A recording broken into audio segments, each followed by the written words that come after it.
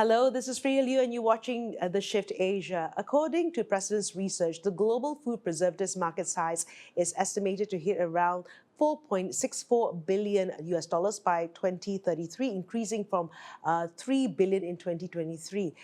Asia Pacific is observed to be the fastest growing region in the market during the forecast period.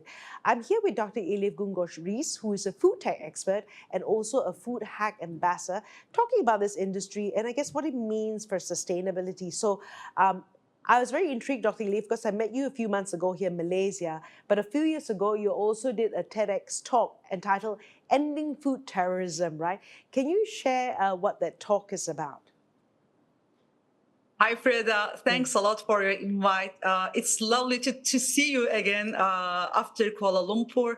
So if I want to summarize what my TEDx talk was about, I have a background about food additives, more than 17 years.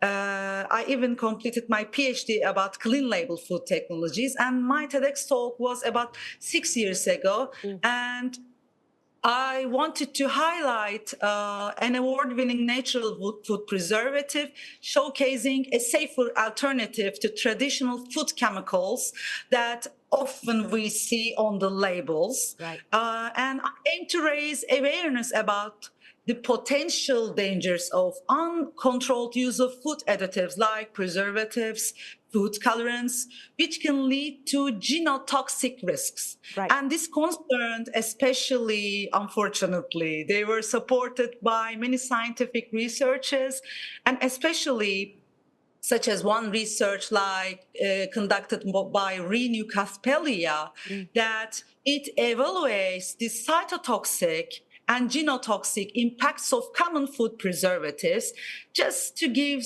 little information what cytotoxic and genotoxic effect is. Cytotoxic effect refers to the ability of a substance which can cause damage to cells and leading these cells to dysfunction or to death. And genotoxic effect that gives harm or damage genetic material like DNA, causing mutations that can lead to disease like cancer or immune system diseases. Right.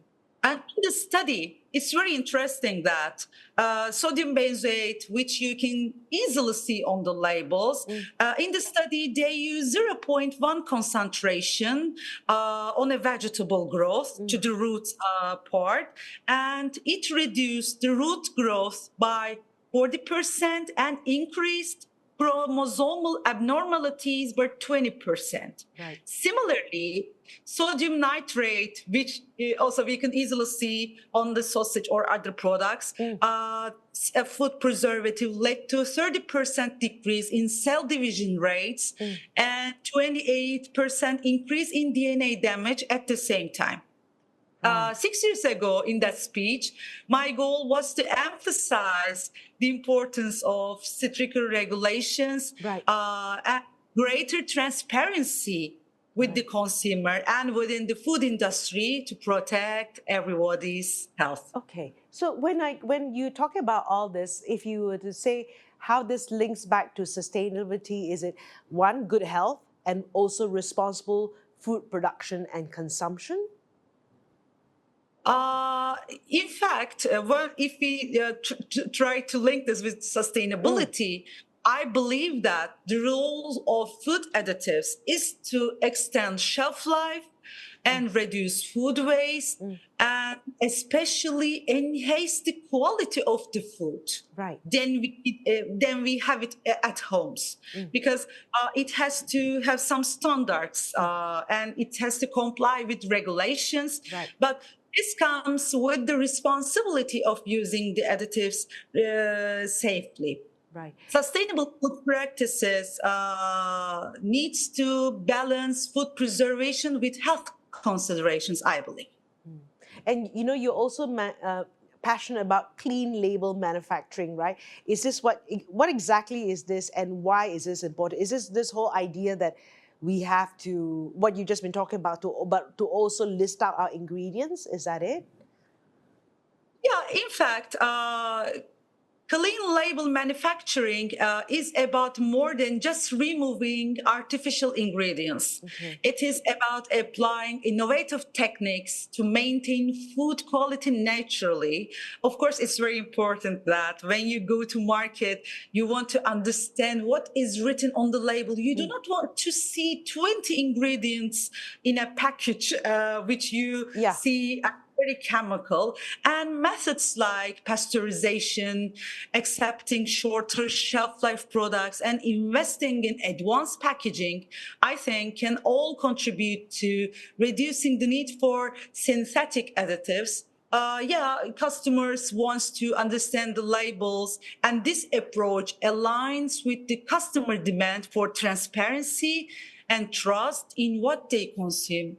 And I believe encouraging the companies to choose natural solutions over the artificial ones. Right. I know you're also a FoodHack Ambassador. What is your work around FoodHack?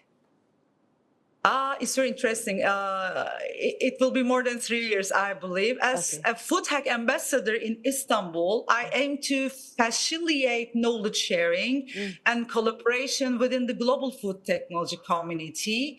And my focus there is building a network where entrepreneurs, investors, and researchers can connect to discuss innovative and sustainable solutions. Our global food tech community, we have more than 200 ambassador friends all around the world in 50 cities, and all our goals are the same. And these efforts are not only limited by geography. Both we have friends in Singapore, in Europe, in also in New York, in Africa, and it is not limited by geography. And our friends also, we all together foster a global dialogue that supports ethical food production and encourages new ideas in food tech, and helping especially founders, bringing them together with investors and with the network. Right, and it's a global thing, which is so exciting. Maybe you can share about some of the trends you foresee happening around food technology that's positive. Maybe we can start with some things that's happening in Turkey. In fact, now there are many exciting trends in the food technology sector, but many of which have a global impact. The rise of plant-based proteins, I think, is reshaping the industry, offering more sustainable and ethical alternatives to traditional animal farming. And this advances fermentation technology. This also enables the production of sustainable and resource-efficient food products. And, I'm also lead auditor in quality systems, and I really give importance for traceability, because when we say traceability in food tech, food professionals understand it's between manufacturers and retailers or other chains, but I believe blockchain technology is making waves in area of traceability, improving supply chain transparency, and it includes consumers' greater confidence in their food choices. Because we only give options in traceability for companies and retailers, but now it started to be transparent for food consumers too. And it's looking positive, like, people are more aware about food traceability and all that. Are there some areas that in the F&B industry that you're seeing that are areas of concern? Yeah, I think consumer behavior and food waste really continues to be a pressing issue, because it doesn't only impact the environment, but also challenges the food security.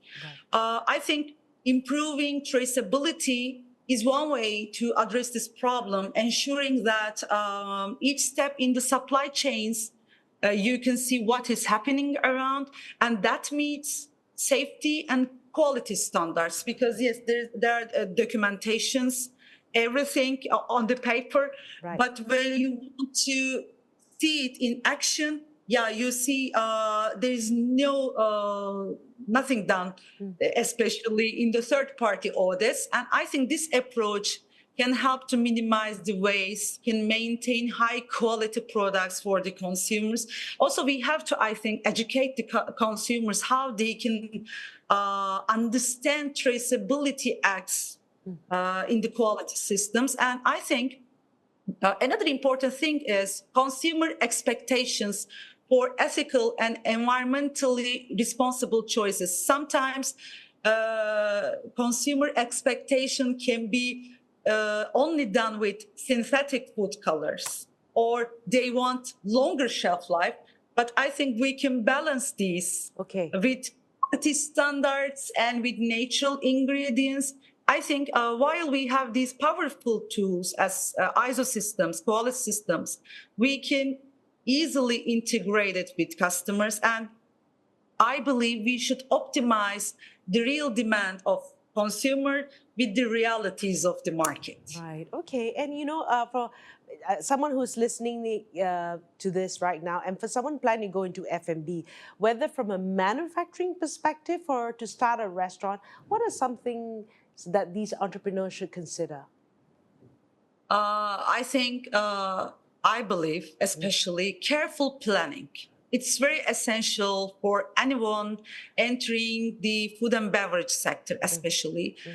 It's important to have a strong grasp of regulatory background and also requirements, and especially a great team to align with evolving consumer preferences. If they want to involve with clean labels and with sustainable practices, they should comply with the regulations, especially for the special regulations and standards.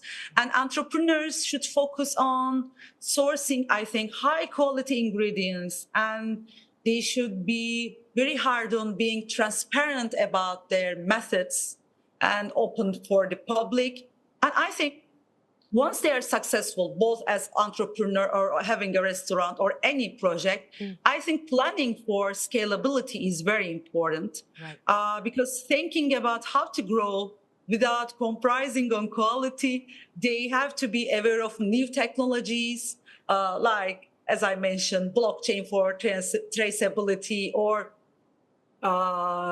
optimizing the needs for consumers.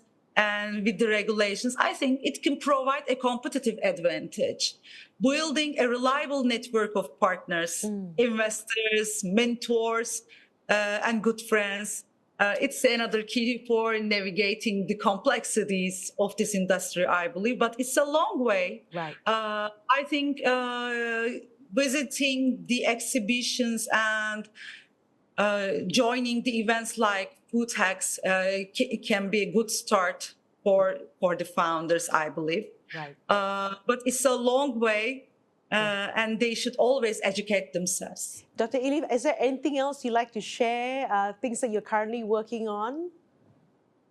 I have many hats, as you know. I'm a former founder, and now I work in Istanbul Arel University as an entrepreneurship expert.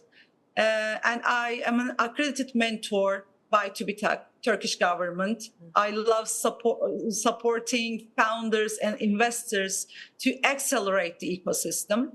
What I can mention is to follow up different cases, like a new technology can be interested in Asia Pacific, but for some reason, maybe it's not so interesting in America or in Europe.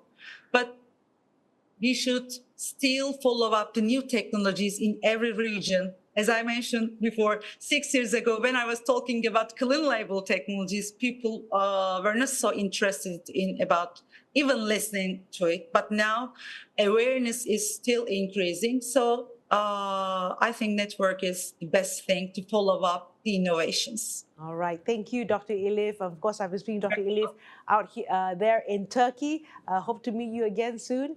And you've been watching The Shift Asia.